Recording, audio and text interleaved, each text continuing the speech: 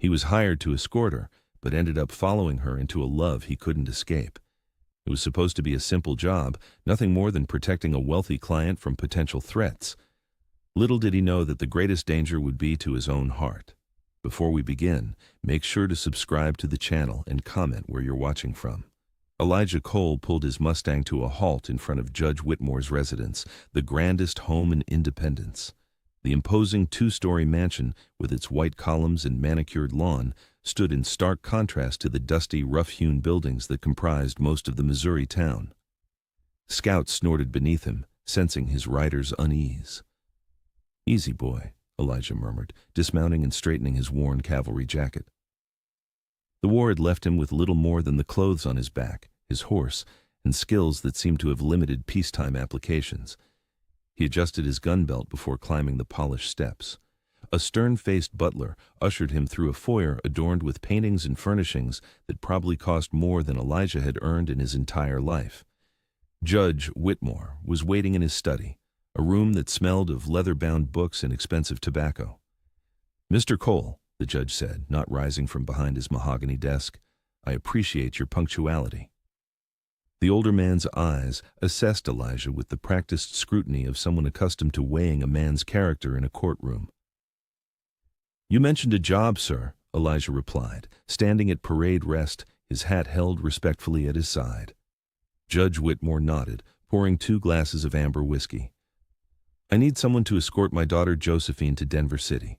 She is to be married to Harrison Blackwood of the Colorado Mining Corporation." Elijah accepted the offered drink but didn't sip. "There are established stage lines for that journey. This requires a more personal touch," the judge explained, his fingers drumming on the desk. "My daughter is somewhat spirited. The journey must be completed without delay or incident. Mr. Blackwood is expecting her arrival within 3 weeks.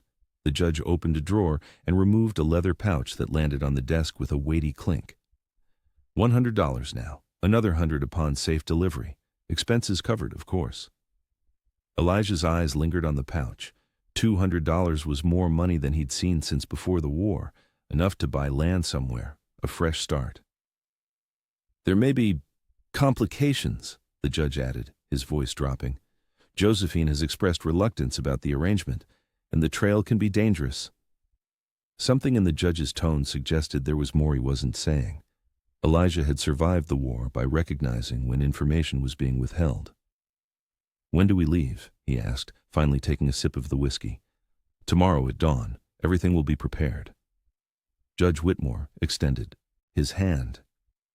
"Do we have an agreement, Mr. Cole?" Elijah hesitated only briefly before clasping the offered hand. "Yes, sir. I'll see your daughter safely to Denver City." As he rode away from the mansion, the weight of the advance payment in his pocket, Elijah couldn't shake the feeling that he was missing something important. But with winter approaching and prospects thin, he couldn't afford to turn down this opportunity. Whatever complications lay ahead, he'd faced worse during the war. Elijah Cole led his Mustang, Scout, through the muddy streets of Independence toward Murphy's livery. The morning sun cast long shadows across the town, highlighting the contrast between the judge's mansion and the rough-hewn buildings that made up most of the settlement. "Taking on a big job, I hear," Murphy said, his weathered hands running a brush along Scout's flank. The old livery owner had ears everywhere in town. "Judge's daughter all the way to Denver City? That's Cheyenne territory these days." Elijah nodded, checking the saddle straps. $200 says I can handle whatever comes our way." Murphy spat tobacco juice into the hay. "Might need more than confidence, son. Cheyenne war parties have been hitting wagon trains hard since Fort Kearny. 3 settlers didn't make it back last month." The older man leaned in closer. "And there's something else you ought to know. Had a stranger in here yesterday asking about the Colorado route. Mean-looking fellow with a scar running down his cheek. Seemed mighty interested in who might be traveling that way." "You tell him anything?" Elijah asked, his hand instinctively moving toward his revolver. "I ain't one for gossip," Murphy replied, but he wasn't the type to take no for an answer. Left a bad feeling. That one did. That night at McBride's boarding house, Elijah sat on the edge of his bed, methodically cleaning his Colt and Springfield rifle. The lamplight cast his shadow large against the wall as he worked the oiled cloth over each weapon. The cavalry scout had seen enough combat to know preparation often meant survival. His thoughts drifted to Judge Whitmore's offer. $200 was more money than he'd seen since leaving the army, enough to start fresh somewhere the nightmares couldn't follow. Yet something about the arrangement felt wrong. The judge's eagerness, the substantial advance, the way his eyes never quite met Elijah's when discussing his daughter. Spirited, the judge had called her. Elijah had known enough spirited women to understand that was often a man's word for troublesome. He reassembled his revolver with practiced movements, the metal pieces clicking together with satisfying precision.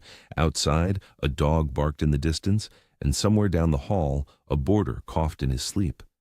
Whatever family intrigues he was stepping into, Elijah told himself it wasn't his concern. His job was simple: deliver the judge's daughter safely to her fiancé in Denver City. After that, their lives would part ways, and he would have his fresh start. He slid the revolver into its holster and placed it beside the bed within easy reach. Despite his reservations, the promise of that new beginning outweighed the risk. Tomorrow would come soon enough, and with it, whatever complications Judge Whitmore's daughter might bring. Dawn painted the sky in shades of crimson and gold as Elijah Cole approached Judge Whitmore's mansion. The imposing structure looked different in the early morning light, busier, with servants scurrying about loading what appeared to be half a household into a sturdy wagon. Elijah counted no fewer than 4 large trunks, 3 hat boxes, and numerous smaller cases. "What in God's name?" he muttered, dismounting from Scout. The Mustang snorted, seemingly sharing his dismay at the mountain of extravagant luggage. Judge Whitmore emerged from the house, his face tight with tension. "Cole, good. You're punctual. My daughter will be out shortly." Before Elijah could respond, the front door swung open. A young woman stepped out, her posture rigid with defiance. Josephine Whitmore was not what he had expected. Younger, perhaps 22, with intelligent eyes that assessed him coldly. She wore a traveling dress of deep blue, practical for the journey but unmistakably expensive.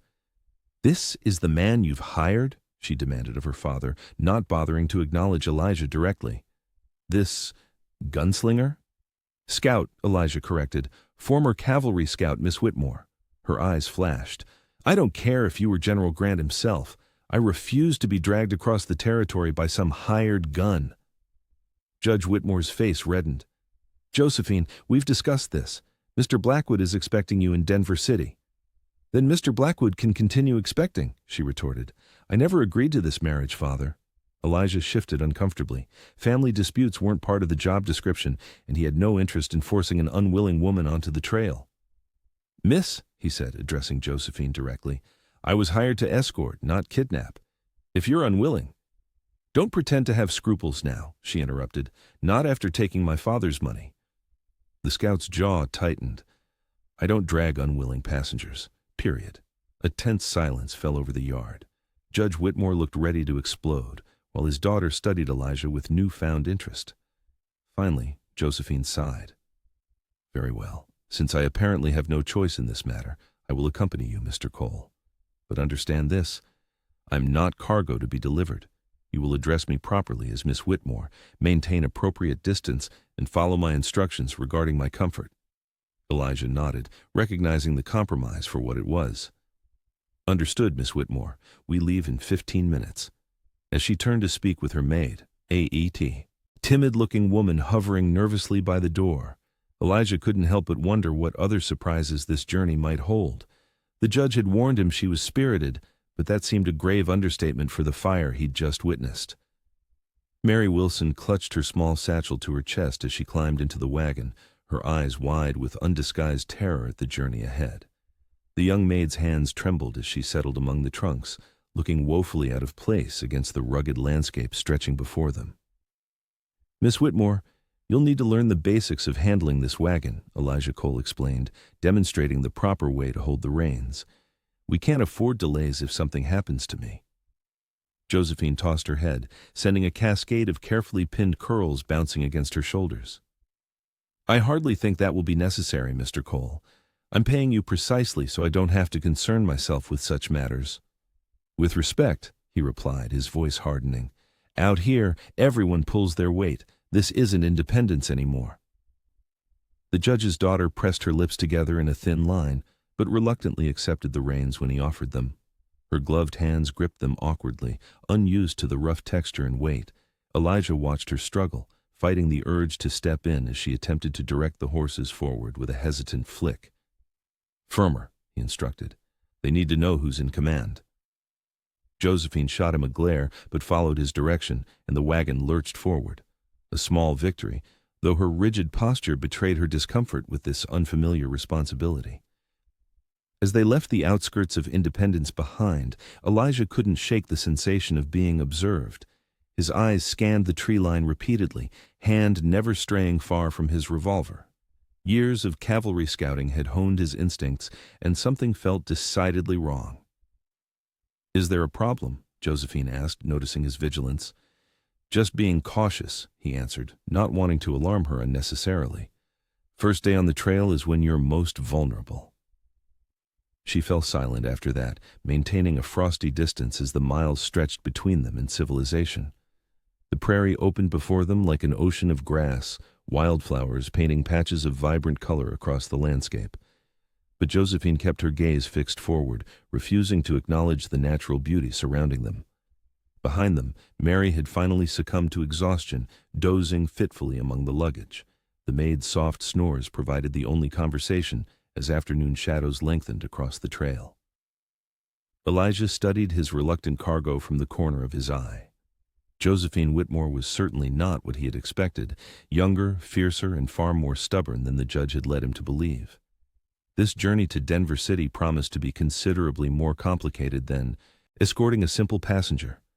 And somewhere behind them, he was certain, someone was following their trail.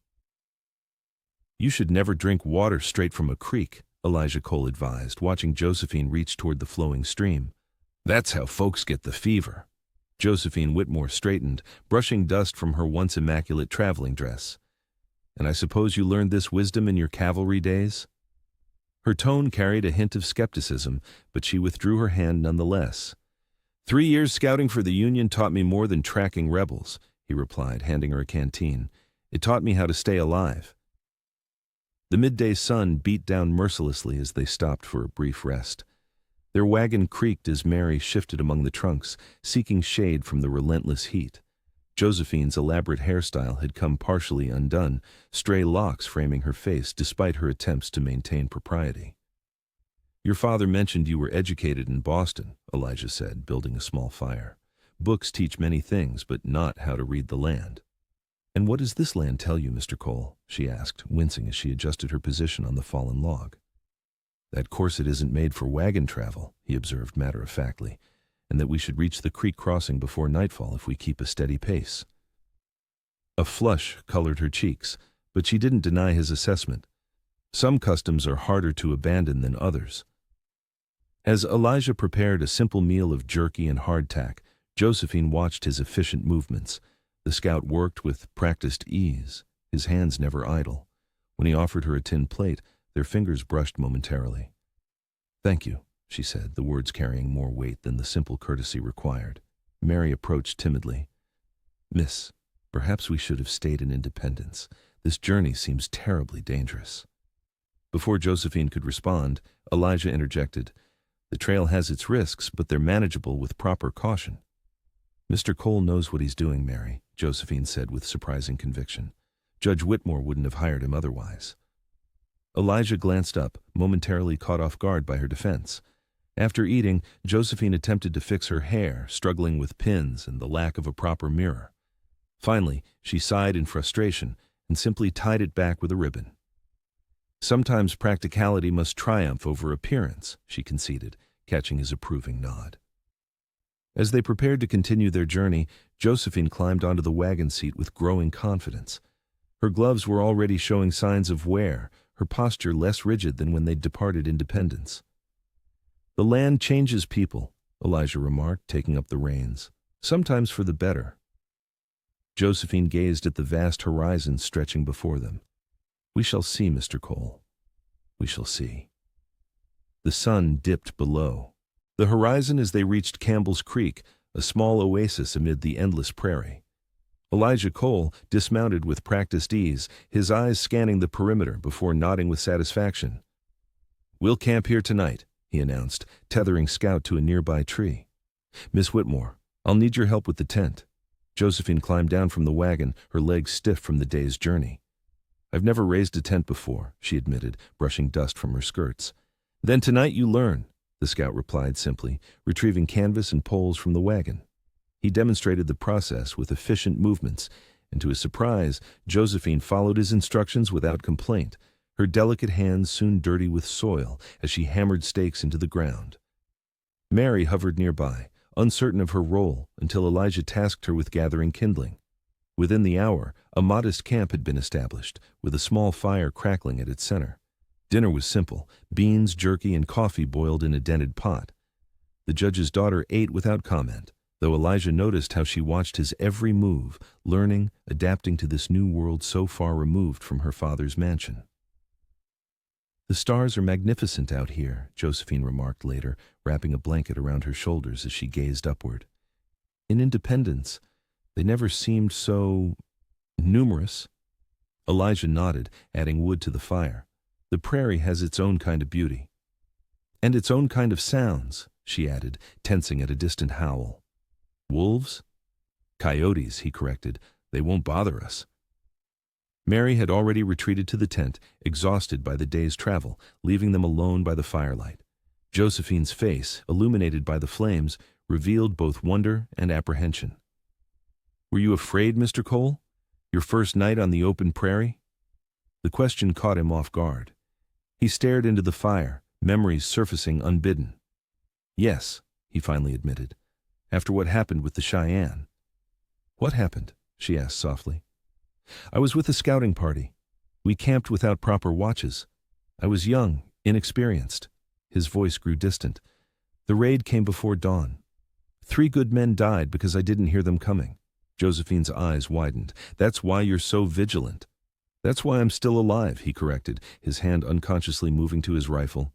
"Out here, Miss Whitmore, mistakes cost lives." She nodded, pulling the blanket tighter. "I'm glad you're the one escorting us then." The simple statement hung between them, neither acknowledgement nor compliment, but something more, a recognition of trust forming. Elijah added another log to the fire, watching sparks spiral upward toward the vast canopy of stars. "Get some rest," he said finally. "I'll take first watch." The campfire crackled as Elijah Cole stared into the flames, his weathered face illuminated in the orange glow. Josephine Whitmore sat across from him, her eyes reflecting both the fire and a newfound curiosity about this man tasked with delivering her to a future she hadn't chosen. "You mentioned a raid," she said softly. "Is that why you're always watching, always prepared?" Elijah nodded slowly, his fingers absently tracing the handle of his revolver. "Lost someone during the war. Sarah McKenna." The name felt strange on his lips after so long. "We were to be married when I returned, but I came back to find nothing but ashes." "I'm sorry," Josephine whispered, pulling her blanket tighter around her shoulders. "It wasn't just the Cheyenne," he continued, surprising himself with his openness. "It was my failure. I promised to protect her, told her to wait for me." His voice hardened. "I won't make those mistakes again. That's why I watch. That's why I prepare." The judge's daughter studied him, her expression softening. In the firelight, Elijah noticed how the journey had already changed her. Her hands slightly roughened, her posture more relaxed, her eyes more aware. "Is that why you took this job? To protect someone else?" He shook his head. "For the money. $200 buys a fresh start." "And what will you do with this fresh start, Mr. Cole?" "Haven't figured that part out yet," he admitted. Josephine shifted, leaning forward. "This formality is becoming tiresome. If we're to spend weeks together, perhaps you should call me Josephine, at least while we're on the trail." Elijah raised an eyebrow. "Your father wouldn't approve." "My father isn't here," she replied with unexpected firmness. "And I suspect many things about this journey wouldn't meet his approval." A hint of a smile touched Elijah's lips. "As you wish. Josephine." The way her name sounded in his voice seemed to please her. She nodded and retired to her tent, leaving the scout alone with the night. Later, as Elijah kept watch under a canopy of stars, His thoughts drifted to his passenger. She wasn't what he'd expected, not the pampered, helpless cargo he'd anticipated escorting. There was steel beneath her refined exterior, a willingness to adapt that surprised him.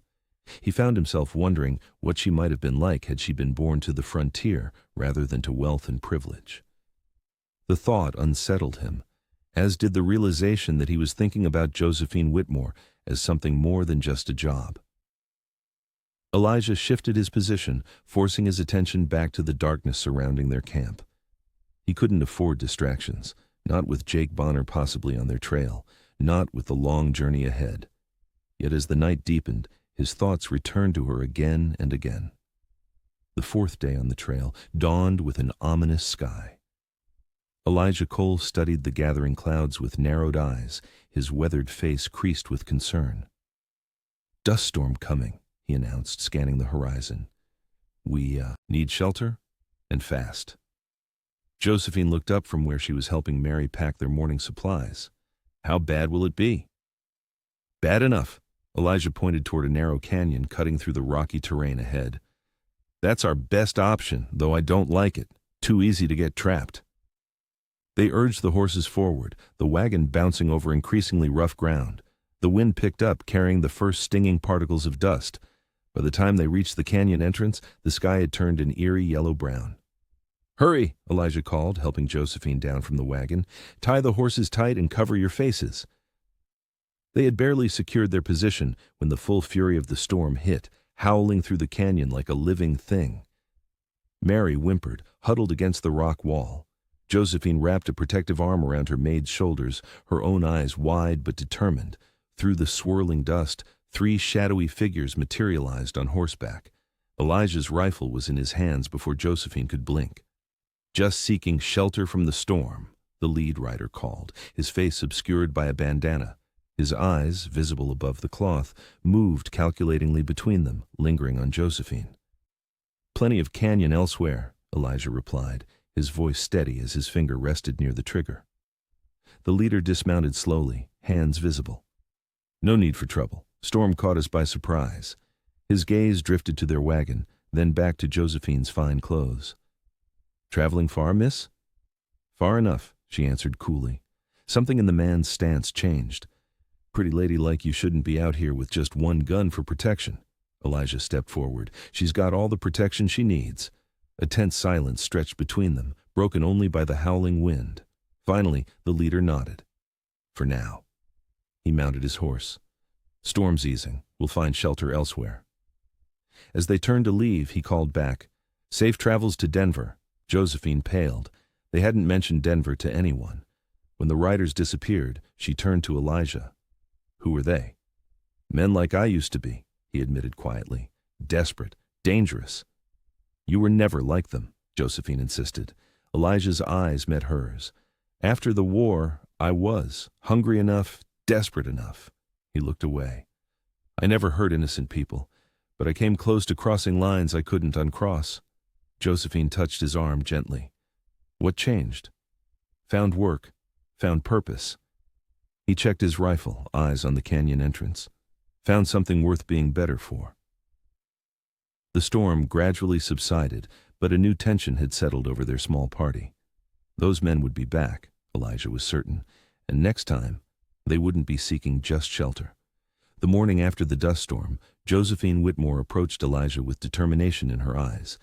The events with the masked men had clearly left their mark. "I want you to teach me to shoot," she said firmly, her hands clasped to stop their trembling. "I refuse to be helpless again." Elijah studied her face, noting how the prairie sun had kissed her skin with freckles that hadn't been there in Independence. "Your father wouldn't approve." "My father isn't here," she replied, "and I suspect he hired you precisely because he knew what kind of dangers we might face." He nodded slowly, recognizing the wisdom in her request. The young woman before him bore little resemblance to the reluctant passenger who had boarded the wagon days ago. The trail was changing her, hardening her soft edges. "We'll start tonight," he agreed. They made camp near Pawnee Rock, a towering formation that offered protection from the wind. After dinner, Elijah retrieved his spare revolver and carefully unloaded it. First rule, he explained, handing her the empty firearm, always treat it as if it's loaded. Josephine took the weapon with reverence, surprised by its weight. Her delicate fingers wrapped around the grip as Elijah guided her hand position. Steady your arm, he instructed, standing close behind her. Breathe out when you squeeze the trigger. She practiced the motion repeatedly, her concentration absolute. The judge's daughter was proving to be a quick study, her natural intelligence adapting to this new skill with surprising ease. You're a natural, he admitted, reloading the weapon and setting up empty cans as targets. When she fired her first shot, the recoil startled her, but by the third attempt she hit her target. Her triumphant smile made something stir in Elijah's chest.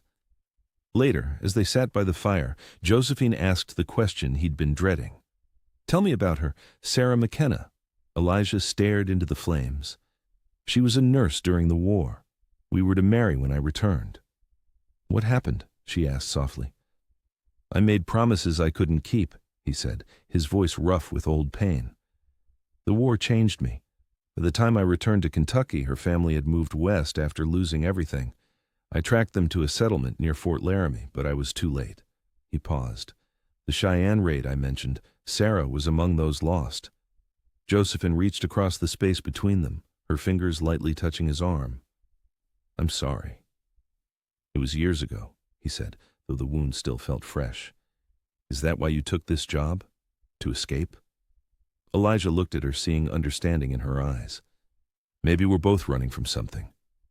The fire crackled between them, casting shadows across the rocky landscape. Tomorrow would bring new challenges, but tonight, under the vast prairie sky, they had found a new understanding. Josephine's eyes softened in the firelight as Elijah spoke of Sarah McKenna.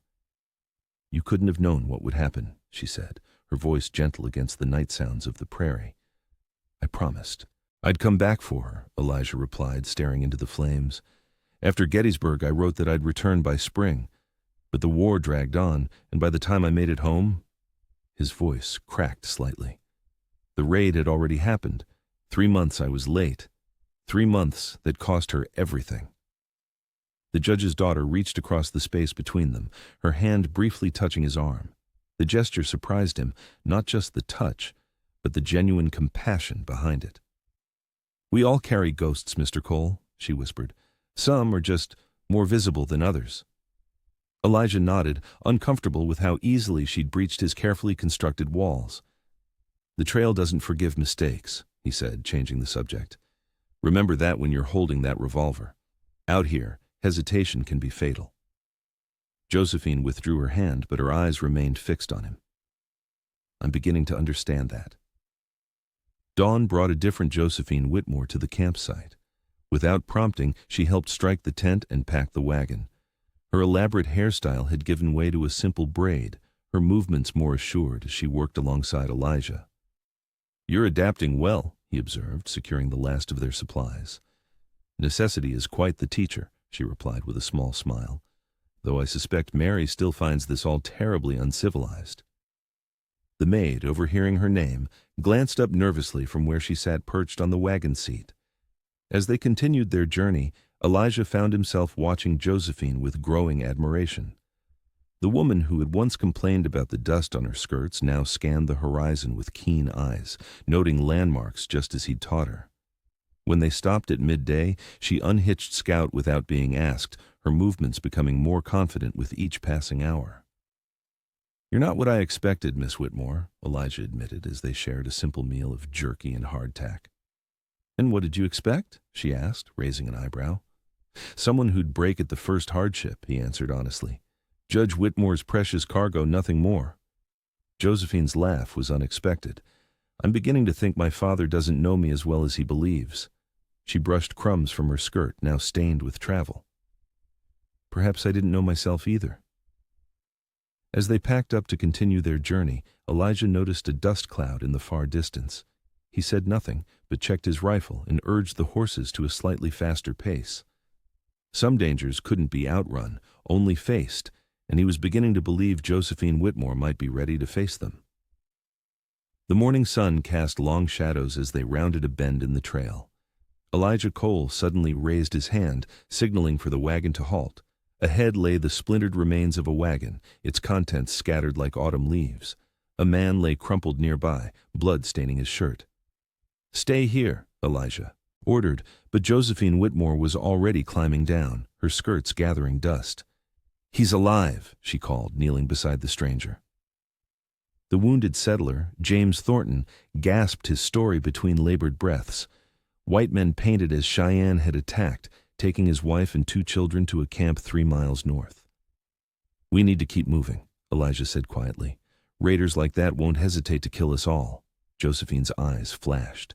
"So we leave them to die? Is that your solution?" "It's not about solutions. It's about survival." "Then what was the point of teaching me to shoot?" she challenged. "If not to help people like this?" Elijah studied her face, seeing determination where once he'd only seen privilege. "This isn't some society ball where everyone follows rules, Josephine. These men are killers." "And I'm not the same woman who left Independence," she replied, her voice steady. "I'm going. With or without you." Something shifted in Elijah's expression. He nodded once, helping the wounded man into their wagon where Mary could tend him. They left the main trail, following tracks only Elijah could read. By mid-afternoon, they spotted smoke rising from a small valley. The scout crept forward on his belly, Josephine beside him, her fine dress now caked with dust and sweat. 4 men. 3 hostages, he whispered. "When I create a distraction, you circle around and free them. Nothing heroic." The plan worked until one raider spotted Josephine.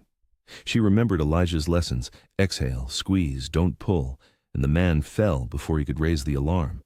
The sound of her revolver echoed through the valley, followed by the thunder of Elijah's rifle. When silence finally returned, Josephine stood trembling, the smoking gun heavy in her hand. A woman clutched 2 terrified children nearby, whispering thanks through tears. Later, as they made camp with the rescued family, Josephine sat apart, staring at her hands. "First time is always the hardest," Elijah said, settling beside her. "I took a man's life today," she whispered. "And saved 3 others," he countered gently. "Out here, that's the arithmetic we live by." She looked up at him, her eyes reflecting firelight and something deeper. "Is this what the frontier does to people? Turns judges' daughters into killers?" Elijah took her hand. "No. It reveals who they truly are when everything else is stripped away." The campfire's glow illuminated Josephine Whitmore's trembling hands as she stared at them, seeing not skin but the memory of the revolver's kick. Her first shot had struck a man in the shoulder, a man who'd been about to kill Elijah. The wounded raider had screamed, his voice haunting her now in the quiet evening. "I can still feel it," she whispered, not looking up. "The way the gun jumped in my hand. The way he fell." Elijah sat beside her, close enough for comfort but giving her space. "You saved my life. Today," he said simply. "Out here, sometimes it comes down to them or us." "Is that how you justify it?" Her voice wasn't accusatory, just searching. "I don't justify it. I live with it." The scout's eyes reflected the dancing flames. "The frontier doesn't care about justifications, only survival." Josephine wrapped her arms around herself, the night chill seeping through her once fine dress, now torn and dust-stained beyond recognition. "I never imagined I could do such a thing. Father would be horrified." "Judge Whitmore isn't here," Elijah reminded her gently, "and that family is alive because of what we did." The young woman nodded, finding unexpected comfort in his words.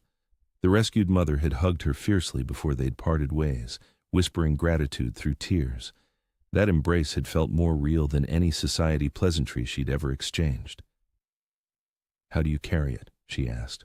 "All the things you've seen, all you've had to do." Elijah poked at the fire, sending sparks spiraling upward. "You build calluses, same as your hands have these past weeks, but you don't let them harden your heart completely." They sat in companionable silence, the prairie night alive with sounds around them. Josephine studied his profile, seeing not just the hardened escort her father had hired, but a man shaped by loss and survival. "I'm not just cargo anymore, am I?" she finally said. His eyes met hers across the firelight. "No, you never were." "I don't think I can go back to being who I was," Josephine admitted. "That girl in Independence with her perfect hair and naive dreams, she wouldn't recognize me now. Would you want her to? She considered this, then shook her head. No, she was sheltered, weak. The trail is changing me. Forging you, he corrected, like steel in fire. Josephine reached out hesitantly, her fingers finding his calloused hand. He didn't pull away. Thank you, she said, for teaching me to survive out here. The warmth of his hand around hers felt like an anchor in a world that had become both terrifying and exhilarating.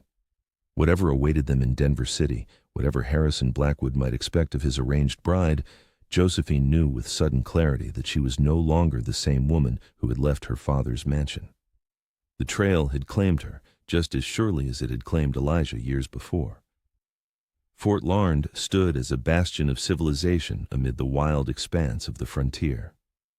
Elijah Cole approached the commanding officer, leaving Josephine Whitmore and Mary to rest in the shade of their wagon. Jake Bonner, the lieutenant confirmed, studying the description Elijah provided. Nasty piece of work. Been raiding settlements and ambushing travelers for months. Word is he's working for someone with deep pockets these days. Elijah's jaw tightened. And you're certain he's been asking about us? A woman matching Miss Whitmore's description? Heading to Denver? Yes, sir. His men were through here 3 days ago. The scout returned to the wagon, his expression grim. Josephine read his face immediately. They're following us, aren't they? He nodded. We need to change course. There's a southern route through the Badlands. It's treacherous, but Bonner won't expect it. Is it safe? Mary whispered, her hands trembling as she clutched her shawl. Safer than facing Bonner's gang, he replied. The Badlands lived up to their name. Harsh terrain of jutting rock formations and narrow passes slowed their progress. Josephine had grown stronger on the journey, helping with the wagon and no longer complaining about the discomfort. The judge's daughter now moved with the confidence of someone who belonged on the frontier. On the third day in the Badlands, they entered a narrow canyon. The walls rose high on either side, casting long shadows across their path. I don't like this, Elijah murmured, scanning the ridgeline. The rumble came first, subtle, then growing. Josephine looked up just as the scout shouted, "Run!" Boulders crashed down from above. Elijah grabbed Josephine's arm, pulling her forward as the landslide thundered behind them. The wagon splintered with a sickening crack. Mary's scream cut through the chaos, then silence. When the dust settled, a wall of rock separated them from where the wagon had been. Josephine stared in horror. Mary. She's gone, he said softly, holding her shoulders. I'm sorry. Tears streaked down her dust-covered face. They engineered this. They knew we'd come this way. Elijah nodded grimly. Someone's been tracking us, someone who knows these lands. They salvaged what they could. A canteen, his weapons, a small bundle of food. Everything else was lost beneath the rockslide. As night fell, they huddled together in the shelter of an overhang, the reality of their situation sinking in. They were alone in hostile territory, pursued by killers with only what they could carry. We'll make it, Josephine whispered, her head against his shoulder. We have to. Elijah tightened his arm around her, feeling the weight of responsibility and something else, something he hadn't allowed himself to feel since Sarah. We will, he promised, knowing the journey ahead had just become infinitely more dangerous. The cave offered little comfort beyond shelter from the elements. Josephine Whitmore huddled close to the small fire Elijah had carefully built, her once fine dress now tattered, her hands calloused from days of survival. The loss of Mary and their wagon had stripped away the last vestiges of her former life. We should be safe here for the night, Elijah whispered, his vigilant eyes scanning the darkness beyond their refuge. Their momentary peace shattered when 5 Apache hunters appeared at the cave entrance, weapons drawn. Elijah moved protectively in front of Josephine, his hand hovering near. His revolver. The lead hunter stepped forward, studying them with calculating eyes. To their surprise, he spoke broken English. You run from Bonner's men. Elijah tensed. You know Bonner? He kill our brothers, take our horses. The hunter spat on the ground. Enemy of Apache. A fragile alliance formed in that moment. The hunters offered to guide them through territory Bonner's men wouldn't dare follow, in exchange for Elijah's rifles and ammunition.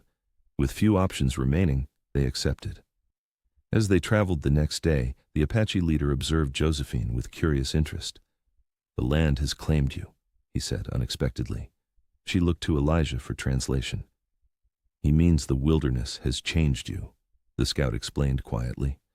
"The land takes what it wants from travelers, sometimes their lives, sometimes just who they thought they were." Josephine touched her sun-darkened skin, feeling the truth in those words. "I can never go back to being Judge Whitmore's sheltered daughter, can I?" "Would you want to?" Elijah asked. She shook her head, surprising herself with the certainty of her answer. "No, that person couldn't have survived this journey." That night, camped under stars that seemed impossibly bright, Josephine found herself beside Elijah, away from their guides. The firelight cast shadows across his weathered face, highlighting the features she'd come to memorize. "I've been fighting it," she admitted softly. "This feeling." He looked at her, his usually guarded expression open and vulnerable. "So have I.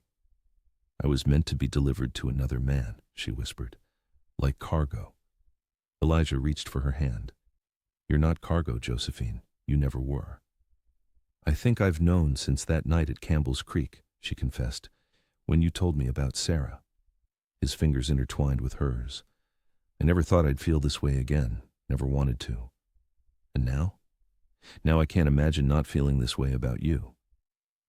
The admission hung between them, as monumental as the wilderness surrounding them.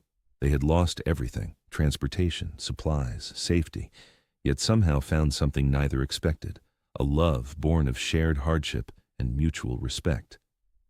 "Whatever happens in Denver," Josephine said, "I won't marry Harrison Blackwood." "We'll figure it out," Elijah promised, drawing her closer. "Together." The Apache cave sheltered them from more than just the elements. In its shadows, Josephine Whitmore and Elijah found sanctuary from the world that had conspired against them. The small fire cast dancing light across the stone walls as they sat close, shoulders touching, their voices hushed in the vast wilderness. "I can't pretend anymore," Josephine whispered, her fingers finding his. "Whatever awaits us in Denver, I know I cannot marry a stranger." Elijah's weathered face softened in the firelight. "What are you saying?" "I'm saying that somewhere, between Independence and this cave, I found something I wasn't looking for." She leaned closer, her once perfect hair now wild around her face. "I found you." The scout pulled her into his arms, years of loneliness dissolving as their lips met. The ghosts that had haunted him since Sarah's death seemed to retreat into the shadows. For the first time since the war, he felt whole again. Later, wrapped in blankets against the desert chill, they spoke of impossible futures. "We could disappear," he suggested, tracing the curve of her cheek. "Head to California, start fresh where nobody knows us." Josephine shook her head. "Bonner would follow. Morrison would send others. We'd always be looking over our shoulders." The judge's daughter had grown practical on the trail. "There's another way." By morning, their plan had taken shape. Blackwood was a businessman first. If they could prove the attempts on her life were orchestrated by Morrison to manipulate the territorial agreements, they might convince her intended husband to dissolve their arrangement. "He stands to lose everything if Morrison's schemes come to light," Josephine reasoned, packing their meager supplies. "We offer him the truth in exchange for our freedom." Elijah admired her strategic mind. "And if he refuses? Then we take what we need and disappear anyway." She checked the revolver he had taught her to use, tucking it into her belt with newfound confidence. "But I believe he'll listen. No man wants a wife who loves another." The scout smiled at her boldness. This was not the same woman who had stepped from her father's mansion in Independence. The trail had claimed her, transformed her. As they prepared to leave the cave, Josephine paused to look back at the place where everything had changed. "Whatever happens in Trinidad," she said softly, "know that I choose this. I choose you." Elijah took her hand, and together they emerged into the morning light, no longer escort and cargo but equals bound, by something neither had expected to find in the wilderness, a love that defied the future others had written for them.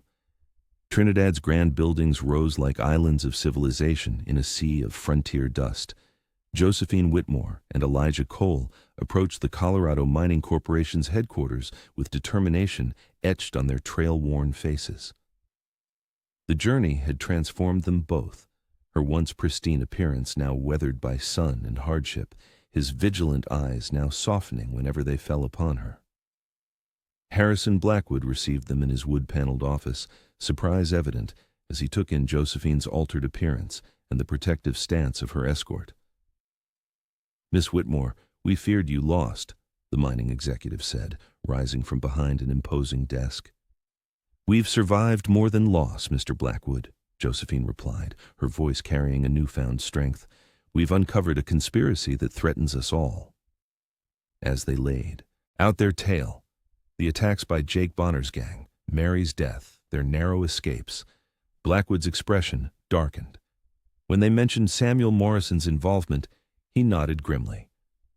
"I suspected Morrison's hand in this," he admitted. "The railroad baron has been maneuvering to control the territory for years. Our marriage was to be more than a business arrangement, Miss Whitmore. It would have united mining and judicial interests against Morrison's railroad monopoly." Elijah leaned forward. "You're saying this marriage was political from the start?" "A buffer against territorial war," Blackwood confirmed. "Your father understood the stakes, Miss Whitmore. Morrison wants unrestricted access through these lands. If he eliminates our alliance, nothing stands between him and complete control." Josephine exchanged a glance with Elijah. Their personal feelings had become entangled in a much larger game of power. "What if we could prove Morrison's crimes?" she asked. "Would that change things?" Blackwood studied them both, noting their proximity, the unspoken connection between them. "Bring me Bonner and evidence of Morrison's involvement, and I might reconsider our arrangement. You have 1 week." Outside, in the fading light of day, Josephine turned to Elijah. "1 week to capture a gang leader and expose a railroad baron," she said. "Impossible odds." He took her hand, calloused fingers intertwining with hers. "We've faced worse. If we succeed," she whispered, "we could have a future. Our future." The scout nodded, understanding all she left unsaid. Their journey had forged something neither had anticipated, a partnership, a love that defied society's expectations. Now they had one chance to claim it. "Then we'd better get started," Elijah said, his eyes scanning Trinidad's streets. "Morrison's reach is long, but everyone makes mistakes." They walked together toward their lodgings, no longer escort and cargo but equals in a dangerous game where their hearts formed the highest stakes of all. Harrison Blackwood's office buzzed with activity as he assembled a team of his most trusted men. Josephine Whitmore stood by the window, watching the preparations with a determined gaze.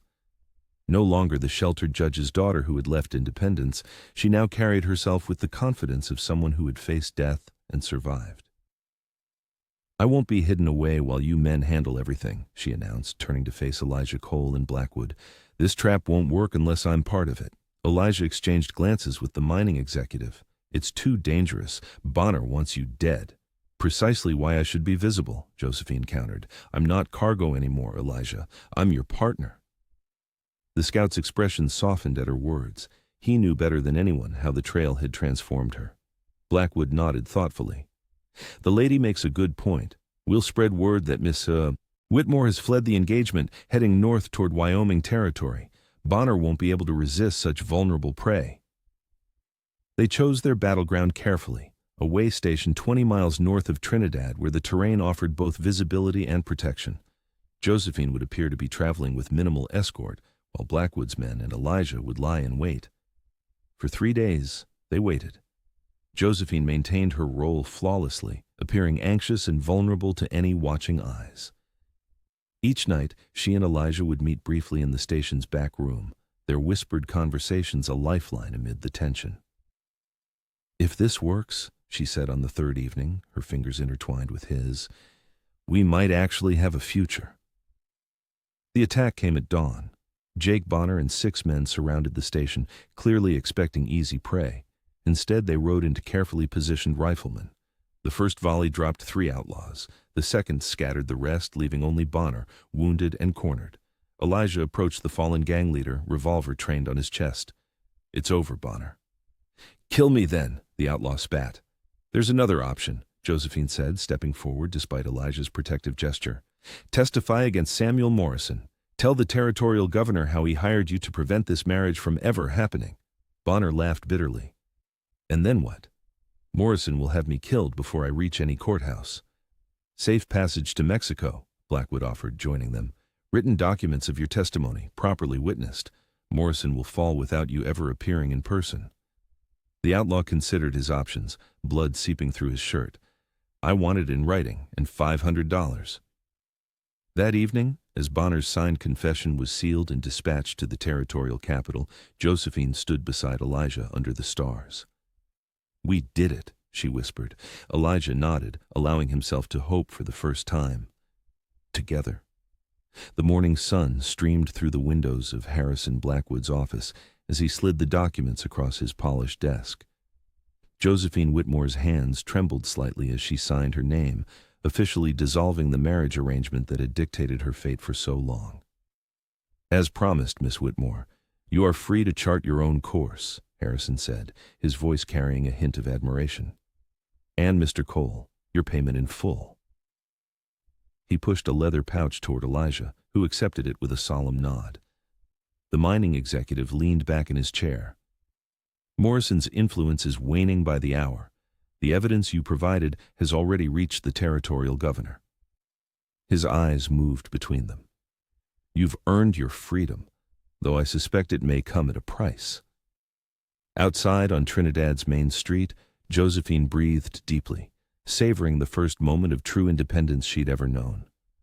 The frontier town buzzed with activity around them, but she was aware only of Elijah standing beside her, his weathered face softened by something she'd rarely seen there: hope. "What will you do now?" he asked quietly, his hand not quite touching hers. Josephine turned to face him fully, no longer constrained by propriety or expectation. "I choose you, Elijah Cole," she declared, her voice steady despite the tears welling in her eyes. "If you'll have me." Before he could respond, a familiar carriage rolled down the street, stopping abruptly before them. Judge Whitmore emerged, his face a thundercloud of fury and disbelief. "Josephine!" he bellowed, striding toward them. "What madness is this? I've received word of your entanglement with this man." The young woman stood her ground. "Father, I won't be returning to independence. I won't be marrying anyone chosen for me." "You would throw away everything, your name, your future, for a penniless scout?" The judge's voice cracked with incredulity. "I would. I have." She reached for Elijah's hand, gripping it firmly. The judge's eyes moved to their joined hands, then to Elijah. "And you, sir? What do you offer my daughter except hardship?" Elijah met his gaze unflinchingly. "Freedom, sir, and love, something your arrangement never considered." For a long moment the three stood in tense silence. Then something shifted in the judge's expression, not acceptance but recognition of a battle already lost. "You are my only child," he said finally, his voice lower. "When you come to your senses, there will be a place for you." "Goodbye, Father," Josephine whispered as the older man turned away. As the carriage disappeared down the street, Elijah pulled her close. "Are you certain?" Josephine smiled through her tears. "The trail has claimed me, Elijah, and so have you." Their moment of triumph was brief. A man on horseback galloped toward them, dust billowing behind him. "Cole! Morrison's men! They're coming!" The gunfire erupted just before dawn. Elijah Cole rolled from his bed at the boarding house, grabbing his revolver in one fluid motion. Morrison's men had found them. 3 days of peace in Trinidad had been too good to last. "They've surrounded the building," Josephine Whitmore whispered, her nightgown billowing as she crouched beside him. The woman who had once complained about trail dust now moved with practiced stealth. "Backstairs, now!" Elijah fired twice through the window, creating cover. They fled downstairs where Harrison Blackwood waited with a carriage, his face grim in the pre-dawn light. "Morrison won't stop," the mining executive warned as they clattered through side streets. "His railroad interests depend on controlling these territories. You've both become liabilities he can't afford." They rode hard for Santa Fe, sleeping in shifts and changing horses at isolated homesteads where Blackwood's influence reached. Josephine's hands grew calloused from handling reins, her once perfect nails now broken and dirt-rimmed. "We can't keep running forever," she said on their third night, firelight dancing across her features. I won't live looking over my shoulder." Elijah took her hand. Then we disappear. In Santa Fe, Pedro Vasquez, a weathered Mexican with shrewd eyes and connections throughout the territories, provided their solution. "Thomas and Margaret Harper," he announced, sliding documents across his cluttered desk. "Recently married, heading to California to start a ranch." "Harper?" Josephine tested the name on her tongue, tracing the forged marriage certificate. "I rather like it." That evening, in a small adobe chapel on Santa Fe's outskirts, they made the fiction real. No elaborate dress or distinguished guests, just Josephine in a borrowed blue dress, Elijah in a clean shirt, and an aging priest who asked no questions. "I never imagined my wedding like this," she whispered as he slipped a simple silver band onto her finger, purchased with the last of his escort fee. "Regrets?" Elijah asked. She answered by pulling him close. "Not one." 2 days later, they joined a wagon train bound for California. Josephine, now Margaret, sat beside her husband on the wagon seat, her judge's daughter finery replaced by practical cotton and leather. The trail had claimed her completely. "We'll need to be cautious for years," Elijah warned as the caravan pulled away from Santa Fe. "Morrison has a long reach." Josephine squeezed his hand. "The trail taught me patience." She gazed westward toward distant mountains. "Besides, Thomas Harper, I believe we've earned our second chance." As their wagon rolled forward, Elijah marveled at how a simple escort job had transformed into this improbable journey. The former scout and the judge's daughter, now fugitives reinvented by necessity and bound by something neither had expected to find in the wilderness, a love worth risking everything to preserve. The morning sun painted the modest ranch house in golden light as Thomas Harper stood on the porch, watching the distant hills of Northern California. 5 years had transformed the man once known as Elijah Cole. His shoulders now carried the weight of responsibility rather than guilt, his eyes reflecting peace instead of vigilance. Inside, Margaret's laughter mingled with the clatter of breakfast dishes. Her swollen belly housed their first child, due any day now. The woman who had once been Josephine Whitmore moved through their home with the same grace she'd eventually found on the trail, though her hands now bore calluses from ranch work instead of blisters from wagon reins. "Riders coming," Thomas called, recognizing the dust cloud approaching their property. Margaret joined him, her hand instinctively finding his. They'd built this life carefully, their new identities a shield against Morrison's lingering threats. The lead rider emerged from the dust, Judge Whitmore, older and somehow diminished. Thomas tensed, but Margaret squeezed his hand. "I've come alone," the judge said as he dismounted. No one followed. Over coffee in their modest kitchen, the older man spoke of regrets and reconciliation. He'd tracked them through discreet inquiries, not to drag his daughter back, but to make amends. "I was wrong," he admitted, his voice cracking. "I thought I knew what was best for you." Margaret's eyes welled with tears. "It took me leaving to find myself, Father." The judge nodded, placing a leather portfolio on the table. "Deeds to land adjoining yours, for my grandchild's future." That evening, after her father departed with promises to visit again, Margaret felt the first contractions. Their neighbor, Mrs. Callahan, arrived to assist while Thomas paced outside, the night sky reminding him of campfires and confessions shared years ago. By dawn, Sarah Mary Harper entered the world, named for Thomas's lost love and Margaret's faithful maid, honoring the past while embracing their future. Thomas held his daughter with trembling hands, marveling at how a journey meant to deliver Josephine to another man had instead delivered them both to this moment. In the months that followed, their ranch flourished. Friends gathered for Sarah's christening, neighbors who knew nothing of cavalry scouts or judges' daughters, only the hard-working Harpers who'd built a good life from nothing. One evening, as they sat on their porch watching the sunset, baby Sarah sleeping against Margaret's chest, Thomas reflected on their transformation. "The trail forged us into different people," Margaret said, reading his thoughts as she often did now. Thomas nodded, taking her hand. "What began as a simple escort job became the journey of our lives. And I wouldn't change a single step," she whispered, leaning against the shoulder of the man hired to deliver her, who instead had followed her into a love neither could escape.